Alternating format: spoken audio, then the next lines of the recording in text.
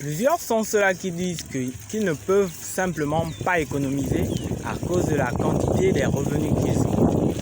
Détrompez-vous, c'est archi faux.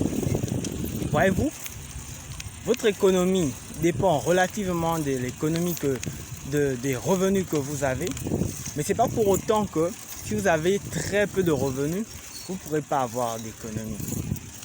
Alors, pour ceux-là qui disent que regarde combien je gagne, après les dépenses du loyer, de la nourriture et des factures, combien est-ce qu'il me reste pour moi-même? Parfois rien.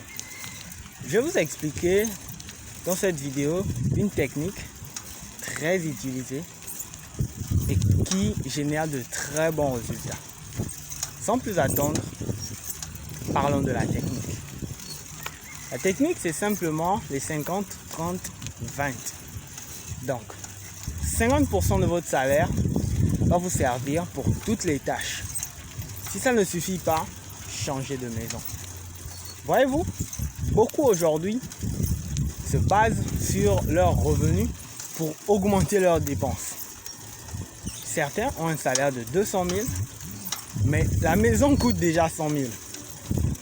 Voyez-vous, 80 000 ou peut-être 70 000.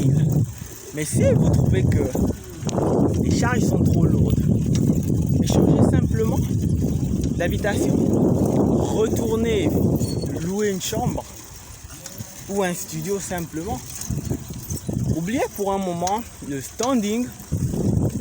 haut standing que vous avez actuellement pour aller louer une chambre, ce qui vous permettra d'économiser beaucoup d'argent. Voyez-vous? Donc, simplement, les 50% de vos revenus doivent vous servir pour vos charges, pour toutes les charges. Les 30% pour simplement votre économie d'investissement, votre compte d'investissement. Et les 20% pour votre compte épargne de sécurité.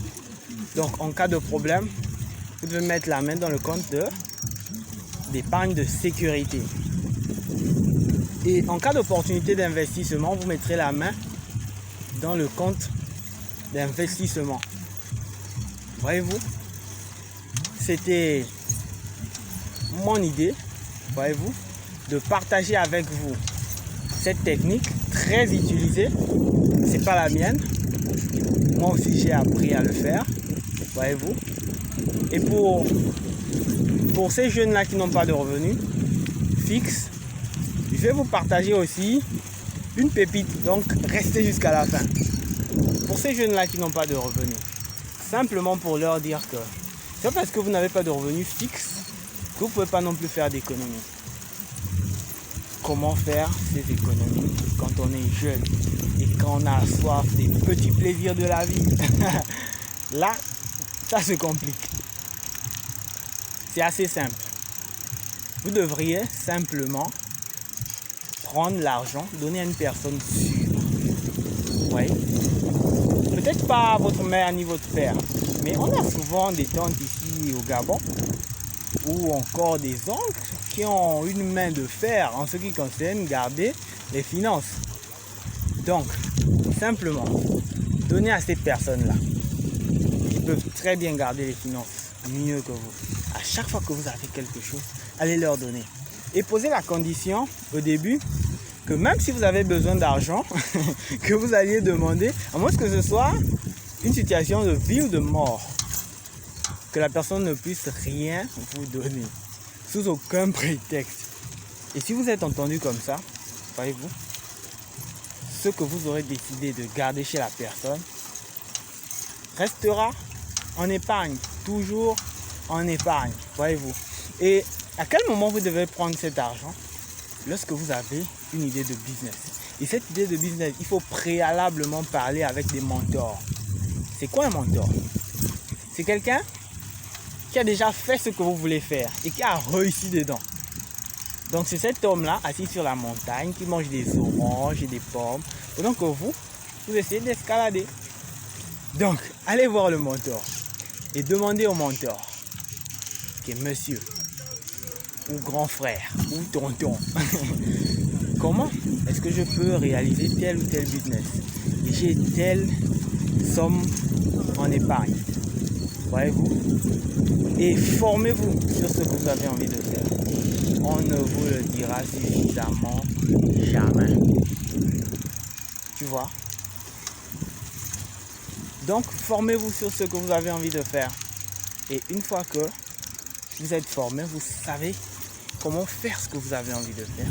À partir de ce moment, les amis, eh ben, tout prend forme.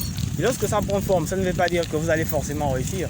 Et si vous échouez, vous n'avez pas échoué, vous avez appris. Si vous échouez, vous n'avez pas échoué, vous avez simplement appris. Et lorsque vous apprenez, vous vous améliorez. Et lorsqu'on s'améliore, on devient meilleur. Et quand on devient meilleur, on fonce vers ses objectifs. Et quand on fonce vers ses objectifs, qu'est-ce qu'il advient? La réussite n'est pas bien loin. Et quand la réussite n'est pas bien loin, qu'est-ce qu'il advient? Alors on va l'attraper, cette réussite. Et la réussite dans la vie n'est pas une ligne d'arrivée. Bah non, après la réussite de vos objectifs, il y a une autre réussite qui vous attend. Alors, chopez le prochain projet et alors, avancez vers lui. Courez vers ce projet. Voyez-vous? Et toujours des perspectives d'évolution. Ne vous limitez pas à un seul projet. Je n'ai pas dit de vous disperser non plus. Finissez avec le premier projet. Lorsqu'il est atteint, attaquez le deuxième. Voyez-vous? Attaquez le deuxième. Et après le deuxième, attaquez le troisième. Les gens doivent être étonnés à l'idée de savoir ce que vous voulez vraiment dans la vie. Personne ne doit être en mesure de déterminer votre vision. Et oui. Eh bien, on dira peut-être que vous êtes fou, mais les personnes qui réussissent sont un peu folles.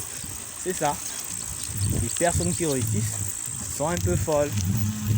Allez, c'était Bingo Josué. Bonne soirée à vous.